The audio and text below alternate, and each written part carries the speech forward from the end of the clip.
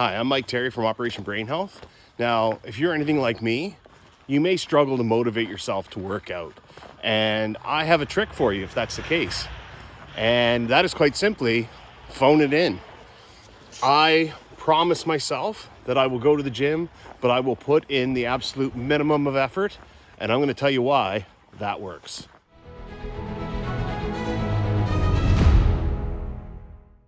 So last week we talked about setting yourself up for success, building your schedule, getting your preparations ready ahead of time so that you're ready to just start doing your workout, and removing distractions or being aware of them and avoiding them. This week we're going to talk about motivation. So there's a lot of mornings I wake up and that alarm goes off. It's time to go do my workout and I just don't feel like doing it. I didn't sleep well last night. I'm not feeling good. I got I'm a little stiff and sore. There's a million excuses to weasel your way out of doing your workout. And your brain is real good at coming up with those. Mine is anyway. And what I found was, really I'm looking at that workout and it's that curse of expectation, right? I'm looking at, all right, I got to go to the gym. I've got 6 exercises, 3 sets, 10 reps per set, 180 movements. You're looking at that total and going, it feels like so much. And, if you got to do cardio for 20 minutes, I got to go run for 20 minutes. Okay, that's going to be unpleasant. And early on, especially, when these things aren't habit, like that running 20 minutes, the first time I ran 20 minutes after a couple of years of not running was not fun, right? It's not pleasant. It doesn't feel good. So I was finding I was having a real hard time getting motivated. And one thought kind of reoccurred to me. I've learned this before, is that anything worth doing is worth doing poorly.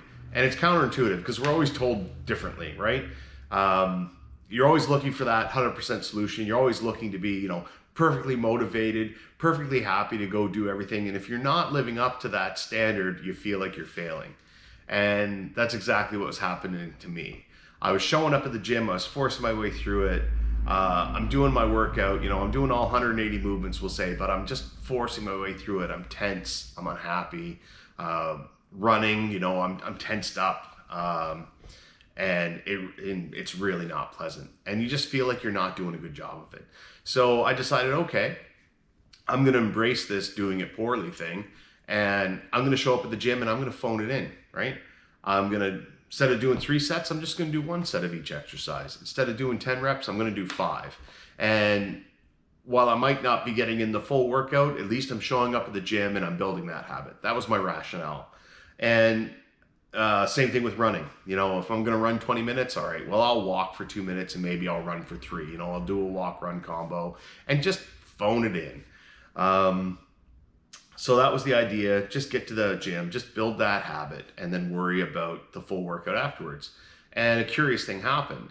I'd show up here and I would, okay, I'm going to do my first exercise. I'm going to do my, 5 reps. You get to 5 and you're like, well, I'm already laying on this bench. I might as well pump out the other 5. Might as well do it. So you put the weights down and then you're like, well, I did that one, I did 1 set. I'm really not that tired. I'm just going to go ahead and do the 2nd and 3rd set. And this is how I'd weasel, instead of weaseling my way out of a workout, I'd weasel my way into one. Next thing you know, your workout's done. You feel great. And this started to happen. It started to happen with running. I'd walk for 2 minutes and then run for my 3. And the next thing you know, the 3 minutes comes up and I'm like, nah, I still feel like running. And, instead of that negative feedback, that negative thought loop that you get into that says, oh, I don't want to do this. I'm not 100% motivated. I'm not ready to go into, beast mode every time I go to the gym, so I'm failing. Instead of getting into that negative thought loop, well, every time you exceed that low standard you set for yourself, there's a feeling of accomplishment. You're like, okay, no, I want to do more. This isn't enough. And it started this positive, thought loop that, really I'd finish my workouts and I wasn't all tense. I was like, actually, I feel good. I did an honest workout. And it's just, we get so wrapped up in results and we get so wrapped up in trying to have everything perfect that we feel like we're failing when in fact, just showing up, if you're just building the habit of going to the gym, just showing up is a reason to say, okay, that's a win. And you want to celebrate that win. And what I found by setting low standards and then just kind of, carrying on to to do the rest of my workout was I was getting that little hit of dopamine. I was getting that little win every time I did that, instead of every rep feeling like I'm not doing it right and I'm failing. And motivation stopped being a problem. Now I don't have to do those mental gymnastics to get myself out of bed in the morning to come to the gym. It's just ingrained now. So if you're having trouble getting over that motivation hump, I'm going to encourage you to embrace imperfection. I'm going to encourage you to phone it in. I'm going to encourage you to do it poorly, but get out and do it. And hopefully you start to see some of the great things that I did. So that's it for this week. Next week, we're going to talk about everybody's favorite word, and that is accountability. Take care. Bye.